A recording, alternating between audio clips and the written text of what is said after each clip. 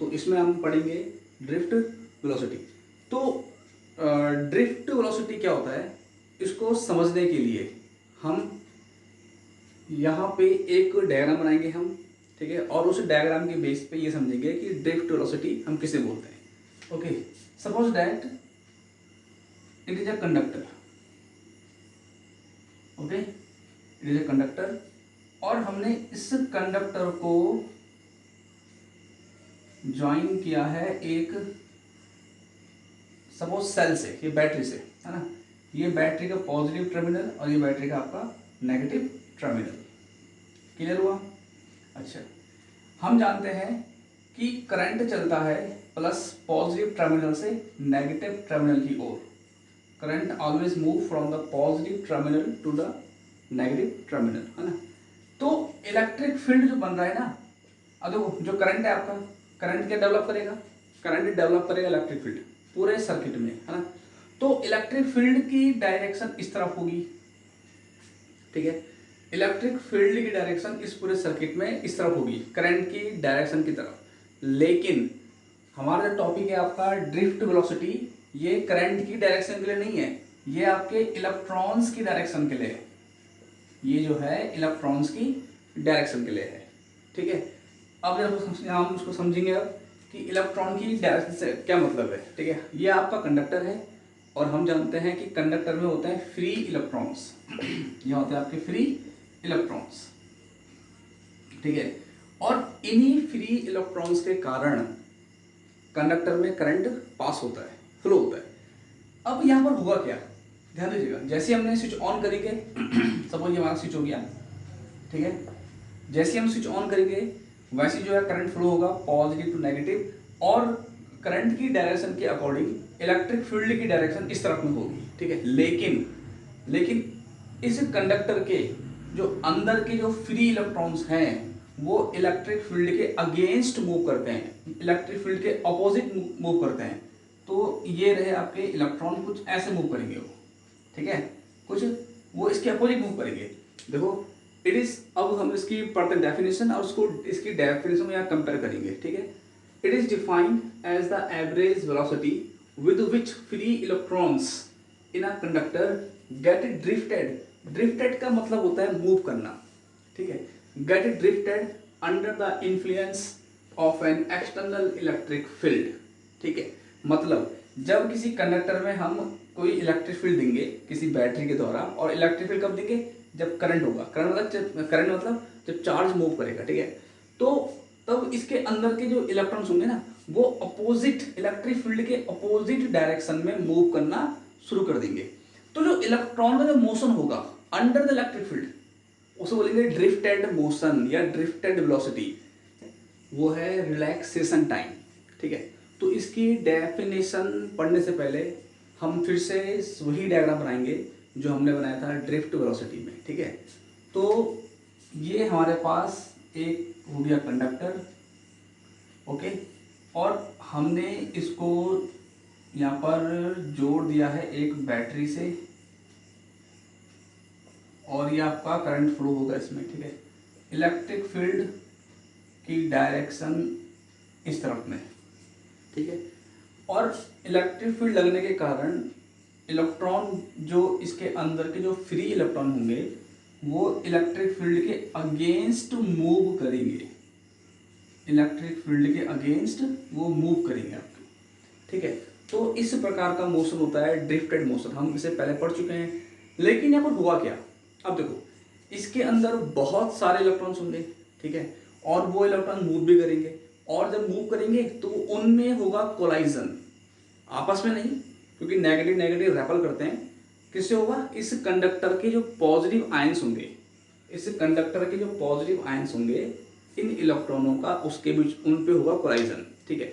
अब सुन होगा क्या, अब जब जब आपका एक बहुत सारे इलेक्ट्रॉन मूव कर रहे हैं, ठीक है, और वहां पर आपका पॉजिटिव चार्ज भी है, मतलब पॉजिटिव आयंस भी हैं, तो जब उनके बीच कोलाइजन होगा तो एक इलेक्ट्रॉन एक पॉजिटिव से टकराया, ठीक है, तो नॉर्मल सी बात है, टक्कर के बाद क्या होगा, कोलाइजन के बाद क्या होगा, दो इलेक्ट्रॉन की वेलोसिटी में आएगा परिवर्तन, आएगा चेंजमेंट, ठीक है। तो इसी चेंजमेंट को वेलोसिटी में परिवर्तन आया और इतना परिवर्तन, इतना चेंज आने में लगने वाला टाइम, इसे बोलते हैं हम रिलैक्सेशन टाइम। ठीक है, फिर सुनिए, इस पूरे टाइम में आपका इलेक्ट्रॉन की वेलोसिटी चेंज हो गई। वेलोसिटी चेंज होना मतलब उसका मोशन क्या है, एक्सेलरेशन, क्योंकि एक्सेलरेशन वही बनेगा जहां पर वेलोसिटी चेंज होती है। अगर वेलोसिटी एक है तो वो आपका होगा नॉन एक्सेलरेटेड मोशन। ठीक है, लेकिन अगर बार बार आपकी वेलोसिटी चेंज होगी तो उसे बोलेंगे हम एक्सेलरेटेड मोशन। तो यहाँ पर एक इलेक्ट्रॉन टकराया किसी दूसरे से, आयन से टकराया, ठीक है, तो हर बार इनकी वेलोसिटी चेंज होगी। ठीक है, तो अब इसकी पढ़ते हैं definition. The short time for which a free electron accelerates before it undergoes a collision.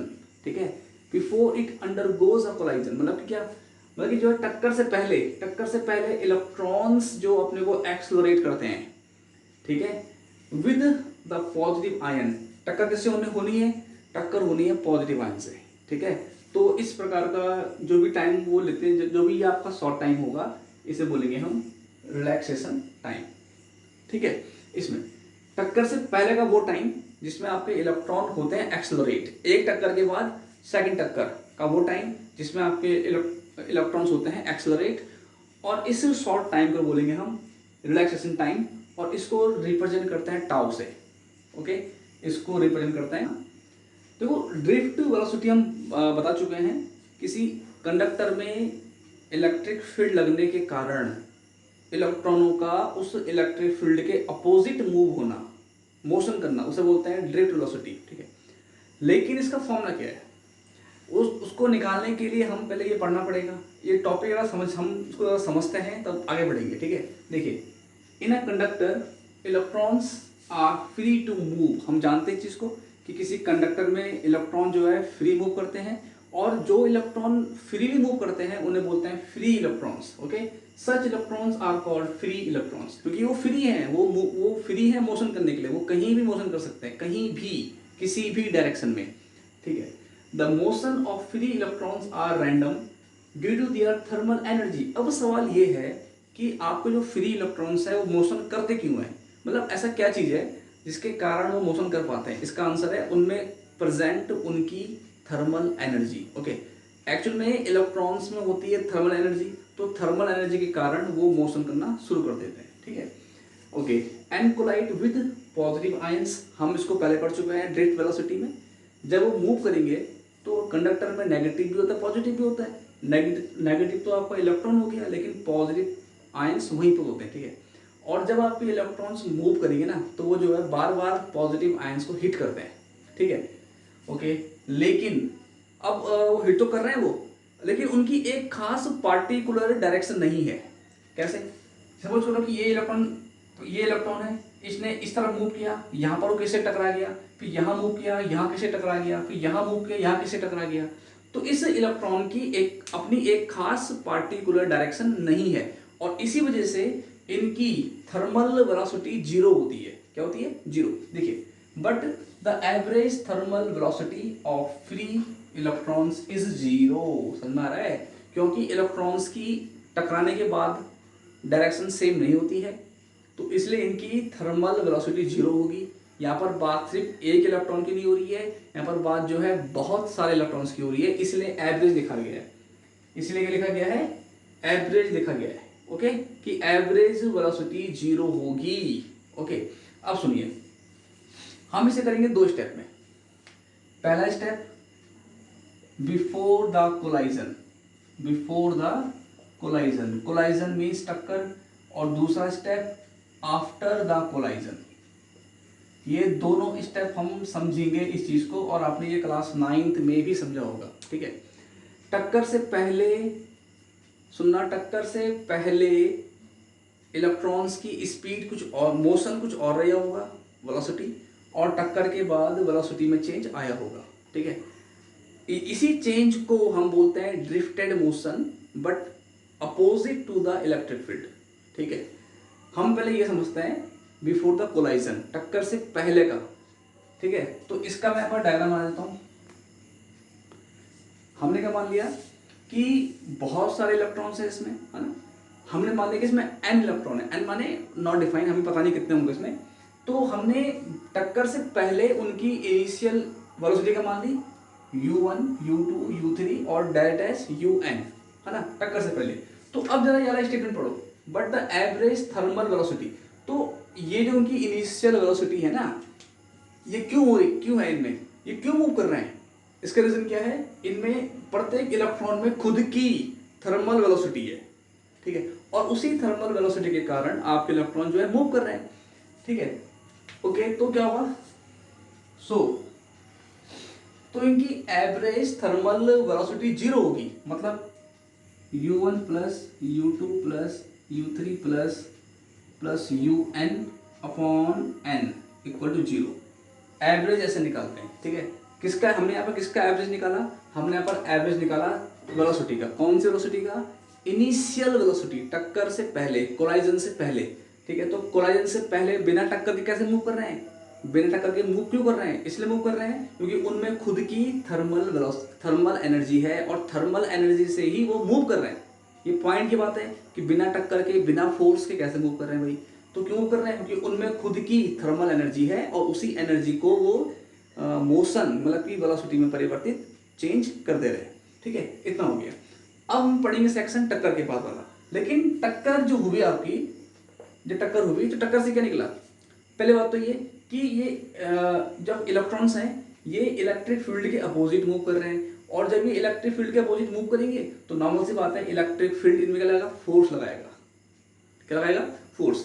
हमने ये पढ़ा है कि E equal to F upon Q, पढ़ा है ना।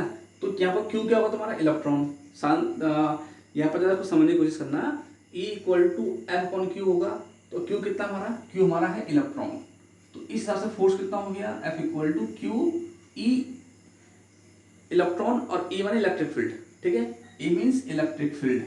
अब क्योंकि इलेक्ट्रिक फील्ड इस तरफ और मोशन इस तरफ अपोजिट हो रहा है, जो इलेक्ट्रॉन्स का जो मोशन है वो इलेक्ट्रिक फील्ड के अपोजिट है, तो इसलिए किसमें आ जाएगा, नेगेटिव आ जाएगा, ठीक है। अब सुनिए,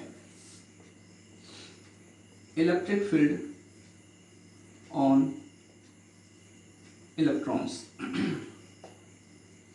E equal to F upon E, ठीक है। यहां से F निकाल देंगे तो F इक्वल टू माइनस क्यों आया, समझिए ना, माइनस इसलिए आया क्योंकि इलेक्ट्रिक फील्ड इस तरफ के लिए और इलेक्ट्रॉन उसके अपोजिट मूव कर रहा है, तो माइनस में आ जाएगा, ठीक है। तो F क्या होता है, MA, यहाँ लिखा दिया reason, F equal to MA, ठीक है। तो F की जगह में ये रख दिया हमने, है ना, ऐसे A निकाल देते हैं, तो A कितना होगा, ये, ठीक है। इतना आगे हमारा ये तो हुआ टक्कर से पहले का, टक्कर से पहले का, और अब करेंगे टक्कर के बाद का, ठीक है।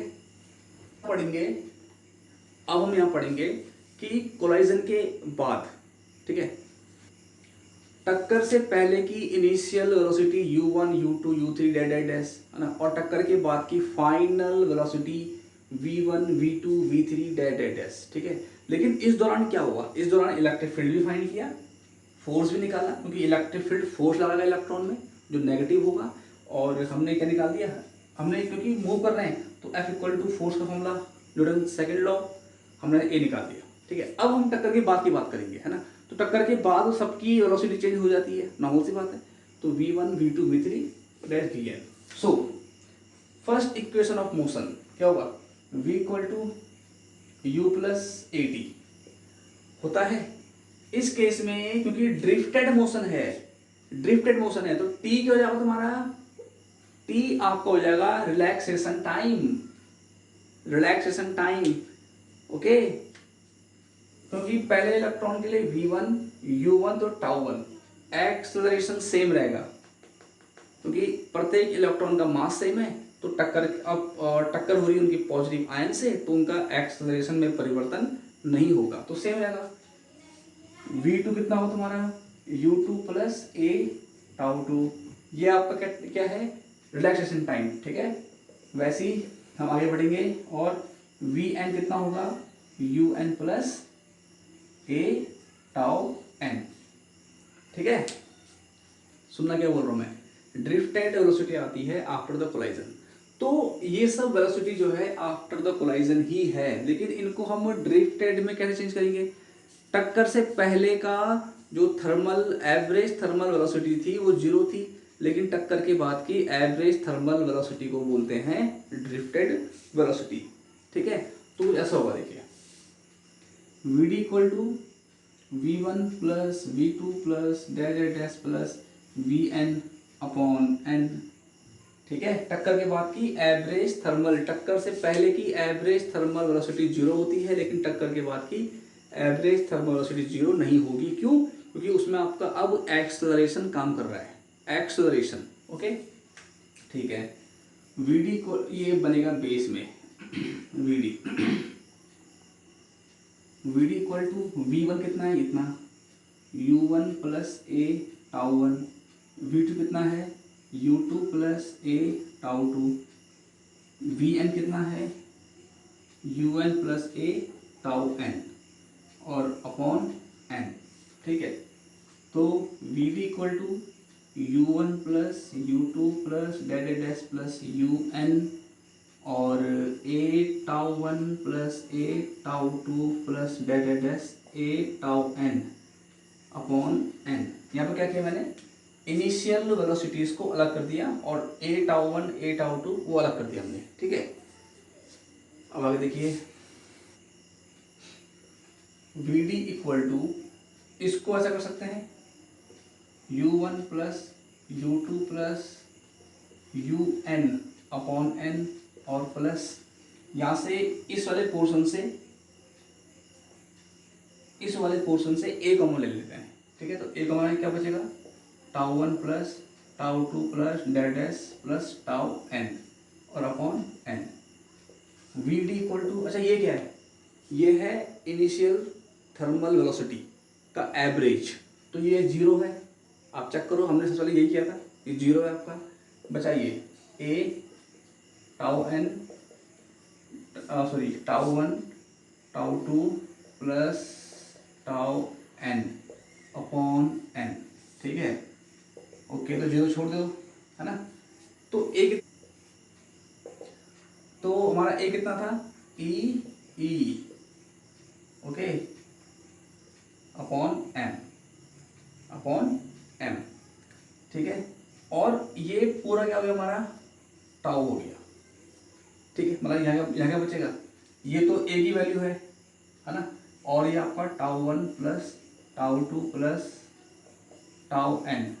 ठीक है, तो वी डी इक्वल टू कितना हो गया, वी डी इक्वल टू आपका हो जाएगा ए एम और अपॉन एन भी है, तो ये पूरा हो जाएगा आपका टाउ, मतलब उसका एवरेज, टाउ का एवरेज टाउ। ठीक है, तो ये फॉर्मूला है ये फॉर्मूला है ड्रिफ्ट वेलोसिटी, ये फॉर्मूला था ड्रिफ्ट वेलोसिटी का। ओके, अच्छा, अब यहाँ पर एक टर्म ड्रिफ्ट वेलोसिटी में आपका एक टर्म और बनेगा। अगर हम सपोज करो कि जो आपका ये कंडक्टर है, हम इसकी लेंथ मान लेते हैं L। ठीक है, और इसमें जो इलेक्ट्रॉन मूव करेंगे वो करेंगे इलेक्ट्रिक फील्ड के अपोजिट, यानी कि इस तरफ से इस तरफ। ठीक है, तो इलेक्ट्रॉन मूव क्यों करते हैं, क्योंकि यहाँ पर पोटेंशियल कुछ और है और यहाँ पर पोटेंशियल कुछ और है ना, तभी तो इलेक्ट्रॉन मूव करेंगे। जब अगर पोटेंशियल सेम होगी ना तो भी इलेक्ट्रॉन मूव नहीं करते। अब यहाँ का इलेक्ट्रॉन इस जगह से लेकर इस जगह तक जा रहे हैं, तो यानी कि इस एंड का पोटेंशियल कुछ और है और इस एंड का पोटेंशियल कुछ और है। ठीक है, तो इलेक्ट्रिक फील्ड के टर्म में इलेक्ट्रिक पोटेंशियल को या पोटेंशियल डिफरेंस को हम कैसे शो करते हैं, उसे बोलते हैं पोटेंशियल ग्रेडियंट। ठीक है, और सपोज करो कि इसकी लेंथ पूरी L है, तो इलेक्ट्रॉन जो है यहाँ पर से लेकर यहाँ पर तक के डिस्टेंस को कवर करने में डिस्टेंस L कवर कर रहे हैं। ठीक है, तो यहाँ पर क्या जाएगा तुम्हारा potential gradient equal to V upon L। ठीक है, L हुआ डिस्टेंस, तो अब इसकी वैल्यू को यहाँ पुट करो जरा, तो हमको ड्रिफ्ट वेलोसिटी का फॉर्मूला क्या मिल जाएगा, E की जगह पर V upon L। Okay, V upon L और M पहले से है, साथ में टाउ। ओके, ये V अपॉन L आया E की जगह पर, तो ये भी आपका बन गया ड्रिफ्ट वेलोसिटी का फॉर्मूला। ठीक है।